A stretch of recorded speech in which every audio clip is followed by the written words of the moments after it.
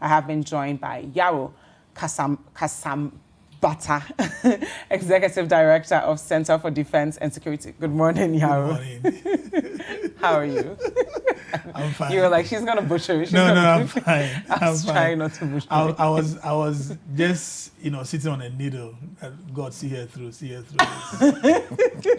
You're not the first person to butcher it, People but do I got it most right, of the time, so it's fine. Kasambata. Kasambata. Yeah. Thank you. And Kofi Asare, who's the Executive Director of Africa Education Board. Good morning, Kofi. Good morning. How are you? Very good, and you? I'm good. Fantastic.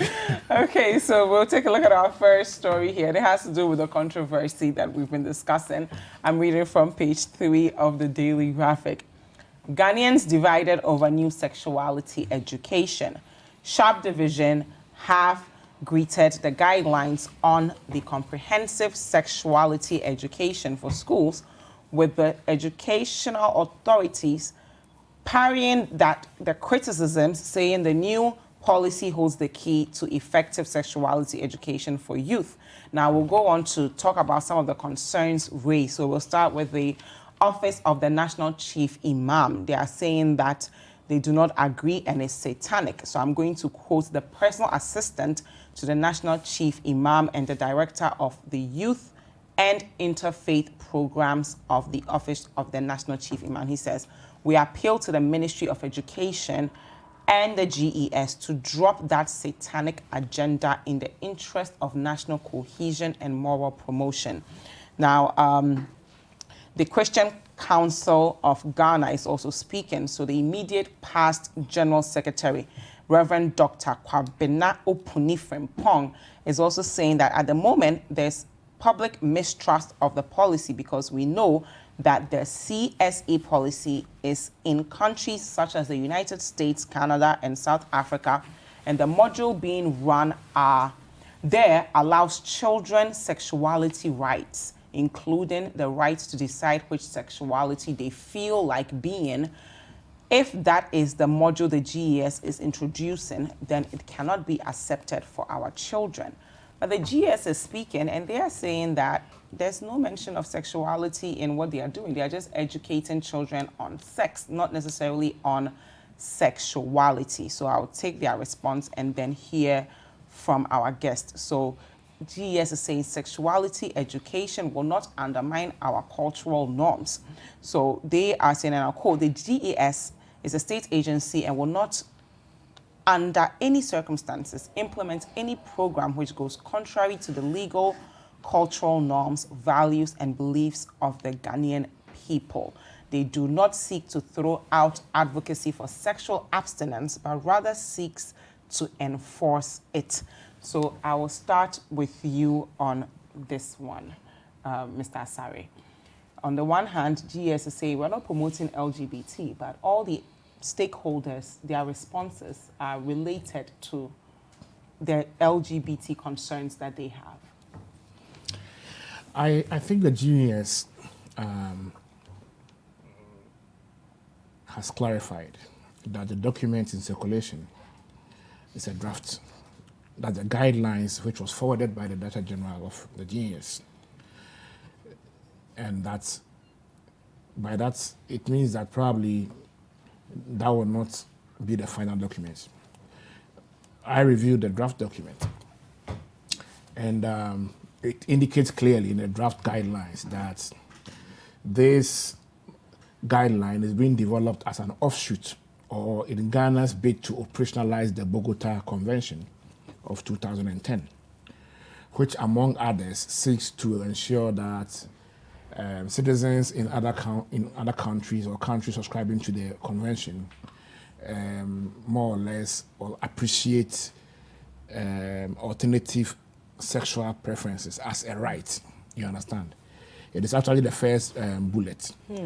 And so when you read the guidelines, then you get an understanding that the Bogota Convention has an, let me just quote it, it says that to promote respect for human rights and diversity with sexuality education affirmed as a right. That's the first bullet. No. So when you read the forward to the guideline, the draft guidelines, it gives you an idea about what the drivers of this policy are. Okay. Unfortunately, the GES did not consult. The Catholic Bishop Conference, the Catholic Church owns about 25% of the public schools in Ghana. They were not consulted. And you get a feeling that the comments coming from moral society, faith-based organizations, who are all key stakeholders and or major owners of the schools in Ghana here, suggest that they were also not consulted. But then they said they consulted some people. No, GES. No, the NACA. Yes. Oh yes, I mean NACA, GES. You know, the public institutions are normally reactive and defensive. When it comes Actually, to the UNFPA rep said that the document was put together by Ghanaian professionals. Ghanaian professionals. I'm coming to that. Issues relating to sexuality, moral education are not issues that should be left for just technocrats or professionals. You understand? They are issues that are more or less embedded in stakeholders who are mainly within the moral society, traditional society, and then the faith-based organizations. And so those you consult, if you did consult, should be the faith-based organizations. And then the moral society and the traditional authority, because these are issues of morality. So if you put together Ghanaian experts in curriculum and sexual and reproductive health, right, to go and sit in a room and develop this model and curriculum, they will develop it, okay, but the concerns that have deep religious, moral, and traditional implications, cultural implications, may not be addressed. You understand? This is I'm not narrowing down to just LGBT. But you looked at the draft. Yeah. Was it focused on sexuality or sex education? As I mentioned, the draft guideline indicates that we are operationalizing the Bogota Convention. And I gave you the first bullet of what the Bogota Convention seeks to achieve. Now, this document, which was forwarded by Director General of GES, is more or less linked to the broader. If you look at the what do you call it, the entire framework of this comprehensive sexual education, okay, it is aimed to achieve four things. Okay. The first one is reduction in new HIV infections. It's at the global level. That's if you look at the theory of change. The second one is reduction in teenage pregnancy. The third one is reduction in gender-based violence. And then the fourth one is reduction in early marriage. Everything we are doing should lead to the achievement of these four broad objectives globally. Okay. And so we are not acting outside the global space. We are acting within the global space. So the questions that people are asking may be legitimate. That is not to say that the direct concerns of the alignment of this curriculum to LGBT is true or not. But the issue is that immediately you want to over-liberalize sexual education. The risk of, and as I mentioned in the Bogota Convention, the risk of trying to educate children to accept alternative sexual preferences as a matter of right. You may not be educating them to subscribe to it, but in your attempt, which is backed by a liberalist approach, you are trying to tell them that when you see such things, accept them as a matter of right. But is that reflected in our constitution even? Our culture. I don't want to go to the legal aspect. That's why I'm focusing on the moral society, tradition, and then the religious. But all when you say it's a right, all these three, is that a legal right or a social right? It may be a social right, it may be a legal right. But the idea is that you are doing right education in sexuality. You understand? Now, when you cross and move from the LGBT to, there are other equally sensitive areas or aspects that UNFPA and then the GES will see as not alien. Okay, but are very contentious in the Ghanaian society. There are issues relating to safe abortion. Let me say abortion in junior high school. Okay, if you are teaching abortion, and teaching contraception. Okay, it means that you have departed from the previous sex education we had, which focused on abstinence. You are now moving from abstinence alone to exposing the child to learning how to say yes. And when you say yes, taking these precautionary measures. Is that because maybe the research they've done show that kids are not So abstaining? this brings us back to the main question. Why are we moving from sex education to comprehensive sexual education? Yeah. What is the baseline? What research, what reviews were conducted to establish that, for instance, the increasing spate of teenage pregnancy, and we know it's increasing, especially in senior high schools. What research was conducted to show that the increasing rate of teenage pregnancy is occasioned by girls not having full knowledge of their sexual and reproductive rights, i.e., not knowing how to use contraceptives. And the question is that how you want to train our girls at the junior high school level to learn how to use contraceptives? What are your thoughts on it? I think that education prepares the child for the world, prepares the child for the future, and it should provide a holistic development of the child. Okay, what education seeks to achieve in the classroom must always be reinforced at the household level. If I say household level, I refer to the home, the church, or the mosque, or any other environment outside the school. Bearing in mind that the child spends more time at home than in school. And so anything that is taught in school must have the potential of being reinforced at home. Other than that, it will not succeed. Yeah. So if you encourage your child at home and in church to abstain, if you encourage your child at home and in church not to consider abortions, if you encourage your child at home and in church not to experiment risky sexual lifestyles under the pretext of having protection from condoms and all that, and the opposite is being taught in school, obviously it will not survive, because the school environment is not the only place that learning takes place. Whatever is learned in the school environment is supposed to be reinforced by the home factors. That is what I believe in, that we should tailor this curriculum to suit or to cohere with what happens at the household level. Okay. Mr. Kasambata, is there a way GES could have engaged the different stakeholders, the Muslim community, the Christian community, the Catholics, for them to have bought into it before the general public even got to hear of this? There are two things here. The stakeholder engagement, or the lack of it or insufficiency of it, is one thing.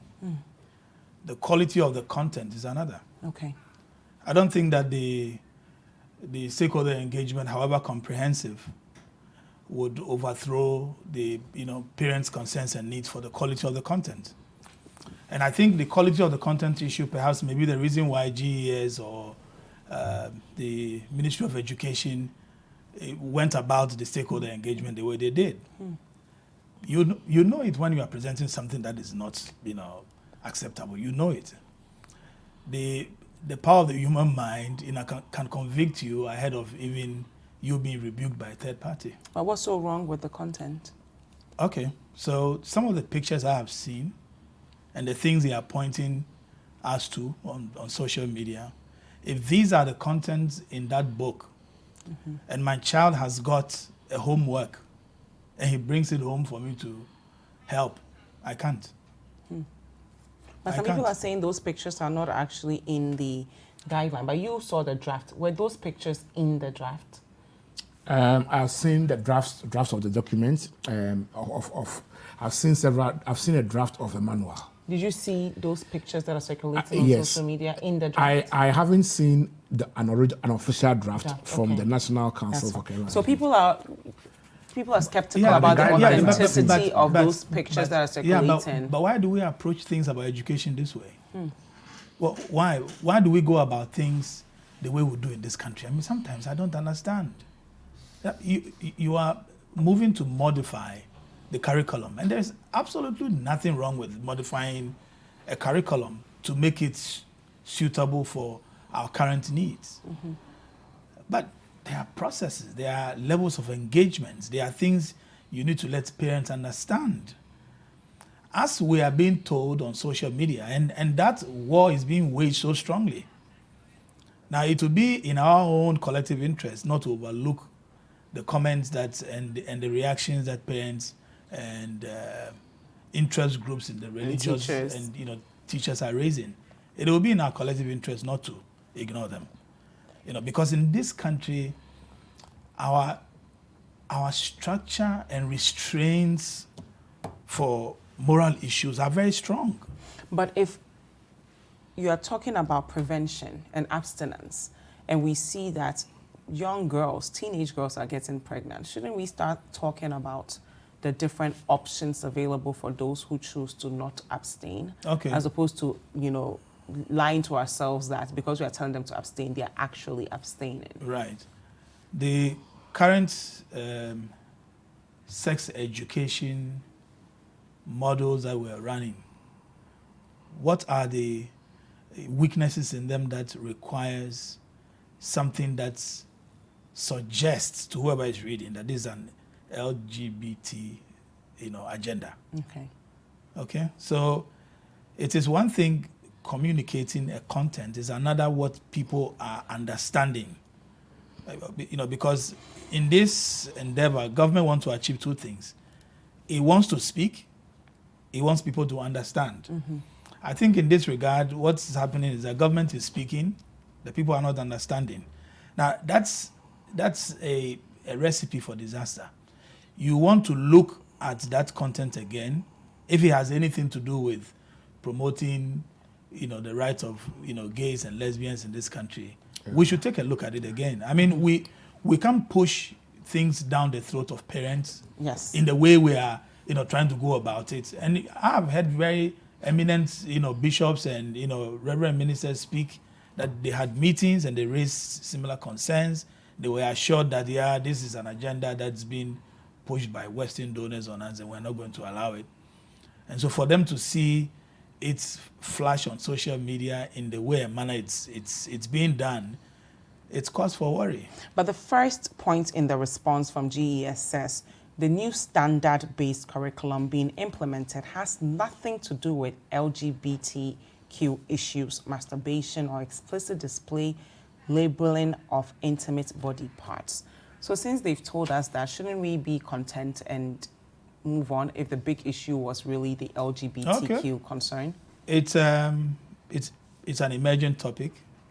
I really have patience, when it comes to developing stories.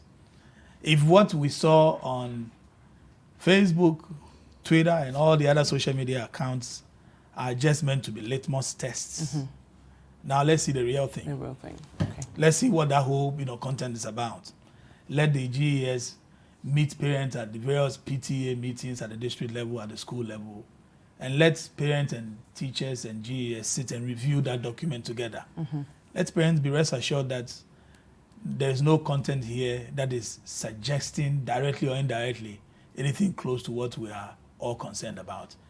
If that happens and parents are comfortable, I don't think parents would be up in the manner they are doing on social media. They are concerned that there is something being done to our education that they don't agree. So you're fine with teaching your child perhaps how to use the different contraceptive measures that are available, how to respond to their bodies. The only issue is the LGBTQ bit, but everything else in the document is fine. At what age? Everything else in that document is fine except the LGBT thing. At what age am I going to be teaching my child this? I've got 3 children. And they all range within different age levels. I have 11, I have 9, and I have 5. So if what we're told that this curriculum is supposed to start at what age? 5? 4. 4? I can't imagine telling my child the things I'm seeing on social media. But we're in this Again, that's my immediate reference point. Children who are 2, 3, 4 are being defiled. right? So Yes. shouldn't we address that issue so that they are able to Yes. at least tell their parent? But if your parent never talked to you about sex and you don't even know what the person is doing to you, how do you report it? Yes. No, so there ought to be a way in which such information is packaged and delivered to children. Okay. Our schools have done excellently well doing this over the last century. And I am a product of our local institution. And by the time I grew up and became the adult I am, I didn't feel deficient in the way the education facility prepared me for whether my right to have sex or my right not to have sex or my right to feel what I feel or my right not to feel what I feel. I didn't see any deficiency in the way my educational system prepared me as far as sexual issues were concerned. Okay. Where I'm a product of a church, I'm a product of a home, in the community, everything coalesced around morality. Okay, but now if we are supposed to be moving into a new arena in which we are going to be teaching the children something new, and I said in my preamble that in some of the things that are being shown, if these are the pictures, I can't complement this teaching in my home. I can't. Okay. And I'm only telling you I can't because I feel a lot of parents can't do this. They feel it's a bit, too explicit to teach the children at a certain age the things we are proposing to teach them. But at a certain age, when the children are able to judge correctly, certain content can be delivered. And during our biology class, you see how we all get excited, when biology was teaching us reproductive sex organs. And you see how our teachers even went about it. So we are a society that develops euphemisms to carry very sensitive messages across. And that has not failed us. So the point I'm asking is, what is the need for this new revolution in the way, reproductive sex organ was taught in years past? What is it that we need to achieve in the next 10, 20 years? Now we have to change it. Okay. That we have to change it. So these are the we concerns. have to go for a quick break, Yes. and then we'll continue. Do not go anywhere. This is Breakfast Daily on Citi TV. We'll be right back.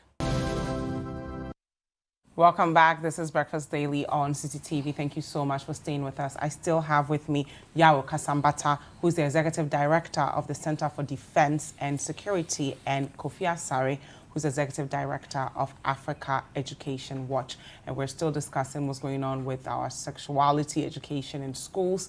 GES has come out to say they made no mention of LGBTQ promotion. And of course, some religious stakeholders have also come to say that they are not going to approve of our children learning some of these LGBTQ values. And Mr. Kasambata, you were making your Oh, no, I think the essential things were actually concluded before we even went on the break. Okay. So my concern is that there is always a tendency for government to wait till the people react to the issue in a certain way, then they come out to say it is not so.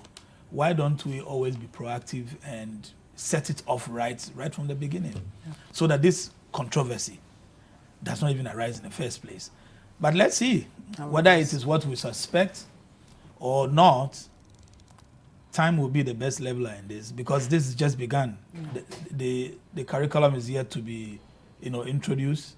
I think the academic year has already begun, so let's see what will be included, what will be added. And the PTAs and all the various stakeholders involved are going to meet to look at the contents together. Parents also have the right to be involved in what is taught to their children. Yeah. And if they go to the meetings and look at it and they say, we can't approve of this, irrespective of what government objective is for this, it has to be looked at, and we have to modify it, if not, completely withdrawing it.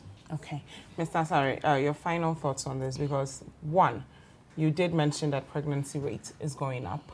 We need to educate our kids on diseases that they might get from sexual interactions.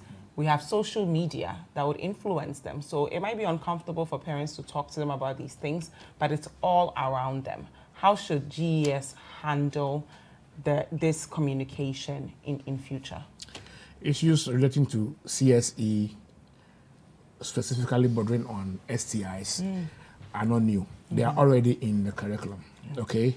And so the argument that we are now bringing issues relating to HIV and all that, they are already in there. That's not new.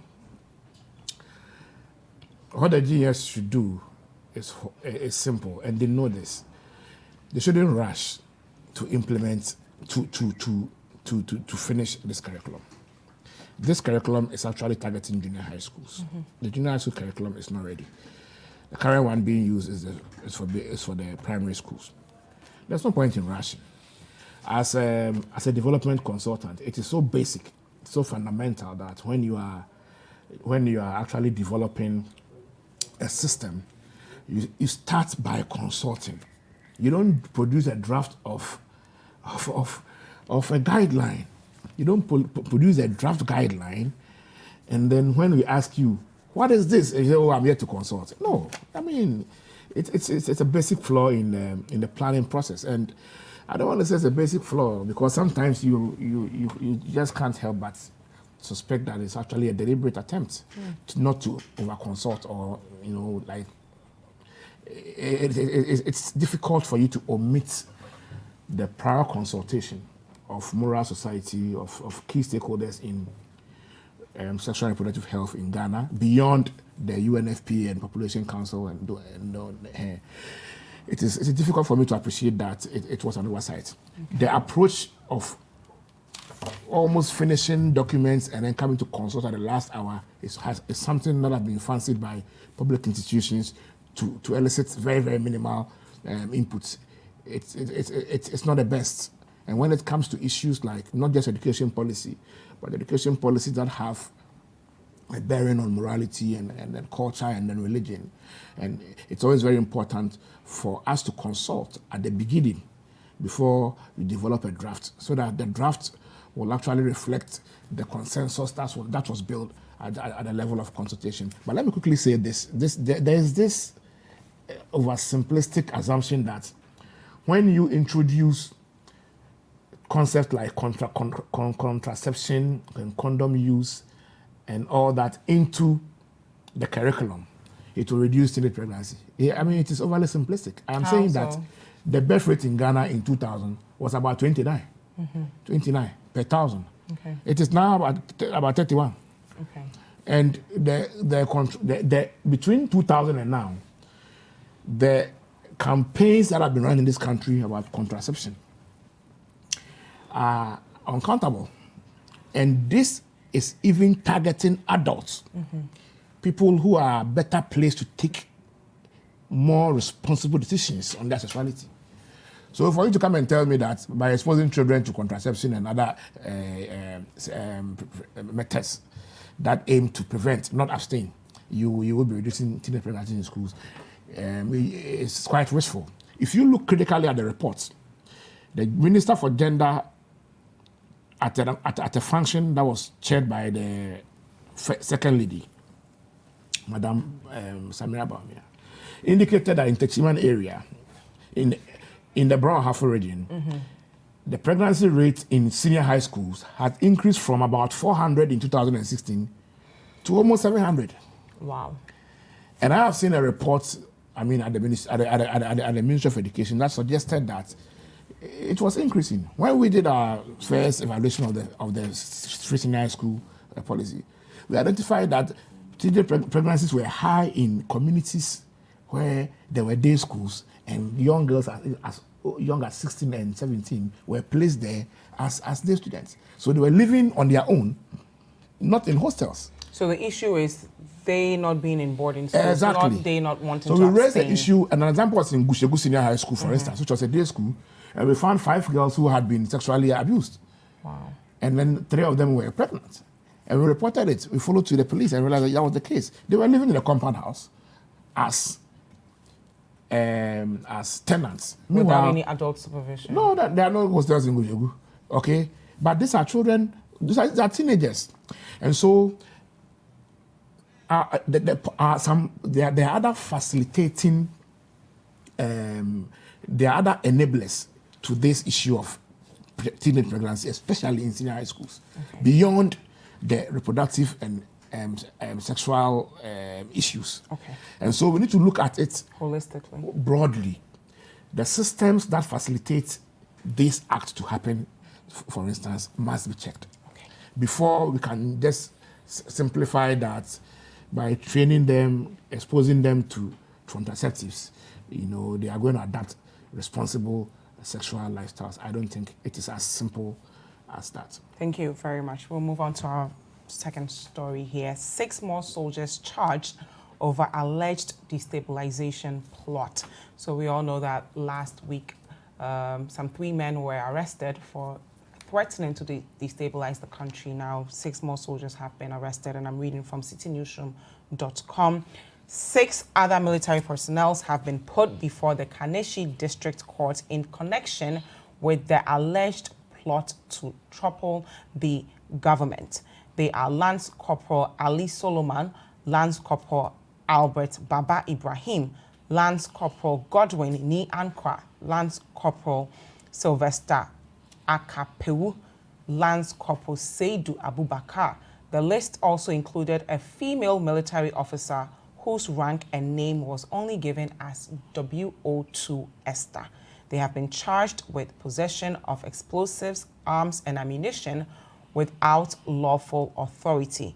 They join 1 other senior military officer, Colonel Samuel Kojo Gamali, who was arraigned last week and charged with possession of explosives, firearms, and ammunition without lawful excuse. So let me come to you, Yaro, on this one. How does this story now intensify the seriousness of the alleged instability plot? Because initially people were saying it should be soldiers, and why are we arresting civilians that they are threatening to cause an alleged instability? There are 2 things I would say. If someone ever told you, I'll kill you, it will be in your interest to believe him. Yeah. If you're a government and somebody tells you there's a plot to overthrow you, it will be in your interest to believe him. The issue we're discussing now is hinged on 2 things: possibility and probability. Is it possible for a coup d'etat to happen in Ghana? Yes, because of our history. We've had histories of coup d'etats. But we've had democracy for almost 30 years now. Yes. Haven't we passed coup d'etats? Yes, but if you look at other countries that have also had coup d'etats, they were, democratic states. You've had, coup d'etats in Burkina Faso. You've had, coup d'etats in Zimbabwe, recently. Turkey, there was a near, coup d'etat. The president was nearly toppled. Okay, so overthrowing a government is not something unimaginable. It's possible. But in our context and our reality, probability. Isn't it easier to just form a political party and get people to vote for you? The probability of it happening is what people are a bit doubtful. Yeah. Okay. But that doubt is in itself maybe not based on facts. Okay. Okay. People have feelings about things, and they tell you, I just feel that this is not, correct. And they look at the ammunitions that have been put there, and they say, okay, but is this sufficient to do a coup? Can this, topple a government? All guns can harm, whether they are locally made or they are foreign made. But you look at the people involved, and you look at the logistics that you would need to overthrow a government of this country, given the size of the military and the preparedness of the military, the government's own party. I'm thinking these logistics are insufficient. So if anybody wants to, do a coup d'etat around this time of the year or around this time of our period, the person may be suicidal. But what if he's suicidal? What if? So you don't discount anything. In intelligence, you don't discount anything. The intelligence officers have given the reports to the executive that this is what's likely, or there is a planning process. The coup planning is not in active stage yet, here are preparations going on. We've handed them to you. And they say, okay, let's make some arrests.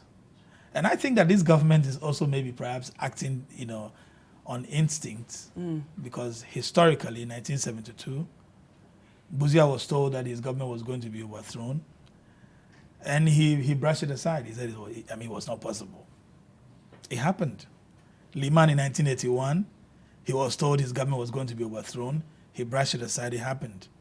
1958, a year after the independence, there was a near coup d'etat.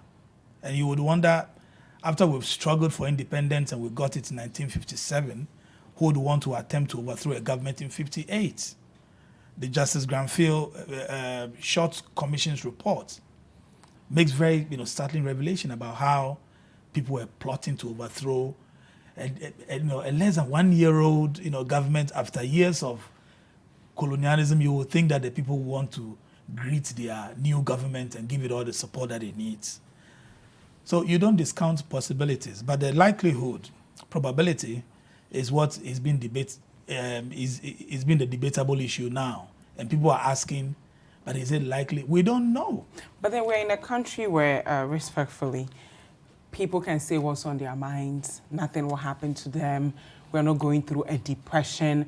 We have free SHS. What would possess someone to want to, attempt a coup d'etat? Okay. In all these examples you mentioned, people felt oppressed. They felt as though they couldn't express themselves. They wanted some freedom that they didn't have. We have all the freedoms we want in this country. Okay. Why would anyone want to attempt a coup? The grievance that will lead a team of people to take up arms to overthrow a government may not necessarily be what we call in sociology ferment. It may not be a charged atmosphere in which you are just holding a match to gasoline. You may have an individual or a group of people sit and think that these are our grievance, and we want to act based on our grievance. And so they will maybe, plan and then develop a set of rhetoric to put it out there to get people's support for that, rhetoric.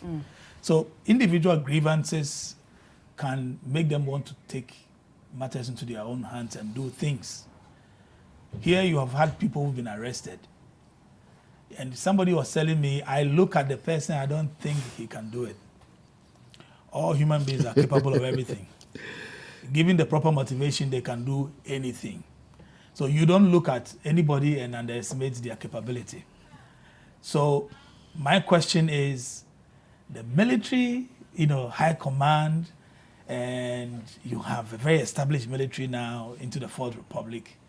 And I look at these people and I ask, but can they commandeer generals in the army to follow them? I look at this colonel there and I look at it and I say, but can he influence a general to follow him? But in all these years of coup d'etats in our country, the military, we've not had the military rise up to defend the constitution when it was attacked. Yeah. So maybe this person who is also planning this also knows that, okay, the military hardly would intervene if the coup is 75% successful. They won't. So let me try anything. Could they be insane? It's possible. Yeah. Could they be suicidal? It's possible, because you have suicide bombers who attempt all kinds of feats and die in the process. And you ask yourself, but what were they looking for? You never know what people are looking for until they get it. And so in these matters, I don't dismiss it and say it is not probable, because the intelligence about the coup plotting, the planning, and the information we have in the public domain are limited. It is only government that has got the full information. And government at this point is acting based on the full information it has. It's convinced that this intelligence are actionable. I want to proceed on it. Let us see how it plays out in court. Okay. The people have been arrested. They've been put before court. Let us see how the case, pans out. It is in the deliberative stage of the case. It's when the trial begins that the details will begin to emerge. And it is at the end of the trial that we can make sense of everything. Okay. But now we are turning between possibility, probability. In between, we need information, and the people who have the information are the actors of our national security now. Okay. And so if you dismiss it mainly because of gut feeling, or I feel it can't happen, you may have the right to do so, but if you ask me of considerable expertise in this field, I don't discount any possibility, because it is in the interest of any government to think that somebody wants to overthrow it. Otherwise, then there is no need for the military. You don't need the police if you think there will be no crime. So as long as you think that there could be somebody out there with a sinister motive, is the reason why you maintain all these elaborate, security structures that we do. Okay. And if one of them in the course of their duty is proving that, okay, we've been proactive this time, we've told you, so act and don't blame us, later on, I think we should just see how this pans out. Okay. I won't dismiss it completely, whether it's logistical inadequacy, whether the personalities involved are not strong. Okay. I mean, whatever it is, let's just see. I want to see all the facts and see, but to dismiss, based on hunch, I don't think so. Okay, thank you. So for the sake of time, we'll move on to the next topic, but you'll bite on this later on. Okay. It's the 1st of October. We're in a new month. Unfortunately, Ghanaians are going to start spending more for communication services. So telcos are going to charge us 9% communication tax starting today. And that is not all. We're going to pay more for electricity and water. So I'm reading from citynewsroom.com, and it says here the Public Utilities Regulatory Commission, that's PURC, has announced an upward adjustment in the existing tariffs for electricity and water consumers. So according to the Regulatory Commission, there's a 5.94% increment on electricity and 2.22% on water tariffs. Now, the reasons they provided include Citi to dollar exchange rate, inflation, price of crude oil and natural gas, generation mix, hydro and thermal, power purchase cost, demand forecast, and electricity cost. So they've mentioned a lot of things. Is there a way we could have dealt with these issues without passing it on to the Ghanaian public, who already don't have any disposable income in the first place? Well, government imposes the taxes for the telcos. Government's own is to impose a tax, right? Determining who pays it is much more a decision of the telcos. And so what we don't know is whether we are paying all the 3 percentage points. You understand? But some of the telcos have already started reaching out to their customers. Vodafone, for instance. I haven't checked it. Okay. Yeah, they said, dear customers, with the increase in communication service tax, CST to 9%, effective 1st October 2019, CST of 9% will be applied to every recharge. Thank you. So it means that we are paying all. We are paying all. And that's not even funny, because it's painful. We have a very, very weak consumer protection network in this country, especially when it comes to the exploitation of the telcos. Yeah. Because the telcos are in a virtual monopoly. I mean, they are in a virtual monopoly, and they do whatever suits them. They increase their rates without consulting us, and then sometimes you are there and then they send you serial messages without. I mean, they determine what they do. But if a government is taxing the business, the business will pass it on to the consumer. No, if a government is taxing the business, the incidence of taxation should not be borne only by the consumer. Okay, but you can clearly see issues with our water and electricity. We are passing it on to the consumer again. So maybe it's a norm in this country that everybody's following. It's become a norm that when there's anytime there's increment in taxes, pass it on to the consumer. It always belongs to the consumer. But unfortunately, it shouldn't be so, because if we are all supposed to pay more, okay, we should spread the incidence. And so for the telcos, they've had a field day in this country. As I'm saying, they are in a virtual monopoly. You don't have any choice. And then if you study their rates, they are virtually like the same. And so, what about the water and electricity? Water. July 1st, we had to pay more, and now October 1st, we're paying more. Yes. So water electricity is gone up by averagely 5%. Yeah, a little over 5%. Yeah, and then it went up prior to this in 8%. In July by 8%. So cumulatively, you're talking about 12% this year. Yeah, and if you look at the average increment in the minimum wage annually, that's about 10%. So then you know that we are having some difficulties here. I've not read the report from the PRC about the main reasons. All I read was that after adjusting the automatic price adjustment formula, blah blah blah blah. I don't know whether is it a function of the dollar? Is it the? They've mentioned it all: inflation, price of crude oil and natural gas, fuel mix. They've mentioned it all, and it's almost 6%. So if you look at most of the factors, then the electricity. dollar is fundamental to most of the factors you mentioned. But like you just said, should we pass that on to the consumer, or should we clean up whatever our exchange rates might For electricity, be and lack of production? not passing it to the consumer will be a bit catastrophic. Okay. Because we are paying very, very low cost for our electricity consumption. You know that. The kilowatts per hour we are paying in Ghana is one of the lowest. And IPPs have indicated that we are not paying economic rates, making the whole business unsustainable. And so there have been calls by IPPs for our per unit cost of per kilowatt cost of electricity to go up. And so it is difficult for us to think of moving it to the IPPs. I always prefer to have reliable quality on the line, not the electricity that is surging when you be where every day Bobs are just dying.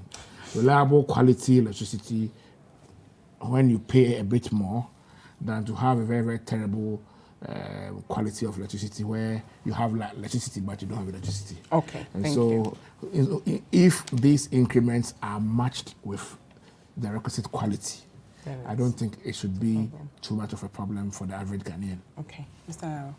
Well, Are you satisfied that you're paying 9% more? No, I'm not satisfied. When you call and text me. No. Now I think the telecommunication will be expensive than before. What about the water and electricity? Expensive than before, and so fuel expensive than before. Yeah.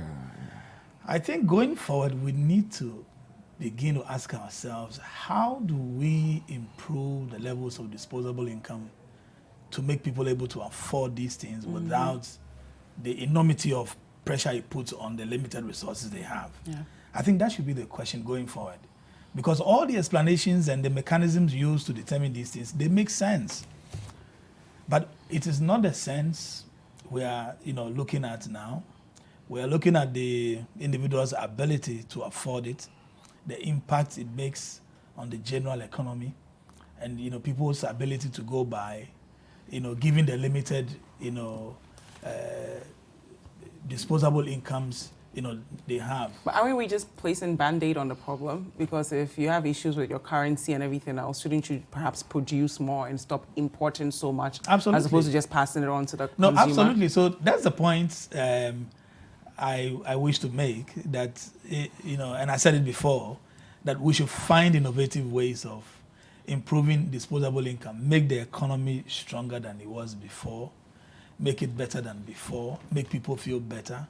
When the general output of individuals improve, they see these things as a function of it. And my colleague Kofi mentioned that he will prefer the situation in OEB's power distribution to improve, so he can pay.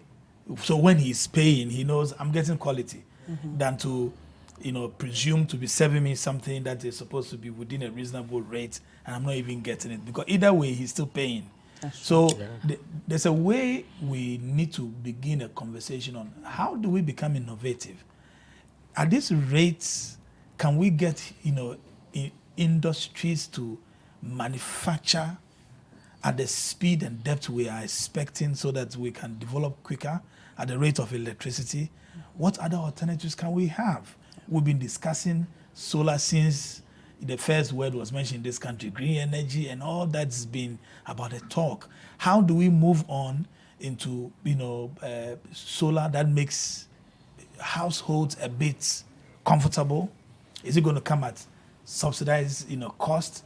How do we ensure that homes are put off the grid so that you have your own independence in terms of power consumption. Wrap so up that for us. yes, but then the impact of such a limited increment from time to time goes to industries who then put it on the things they produce, and then we go to buy. Thank so you I think we need to be very looking much. at this, Okay. going forward. Thank you very much. We have run out of time. It's been a pleasure having Yaro Kasambata, who's the Executive Director of the Center for Defense and Security, and Kofi Asare, who's the Executive Director of Africa Education Watch. Thank you, gentlemen, Thank you. for joining us. Thank you. The rest of your day. Have a nice day too. Thank you at home for staying with us. Up next, we'll be talking to Dr. Kelvin Owusu about Coup. And of course, if you have any questions, let us know with the hashtag Breakfast Daily and the WhatsApp line 0550-585-832. We'll be right back. Hi guys, I hope you enjoyed this video. Subscribe to our YouTube channel, The Citi Tube. For exclusive Breakfast Daily content and other Citi TV programs. Like, comment, and share with your friends.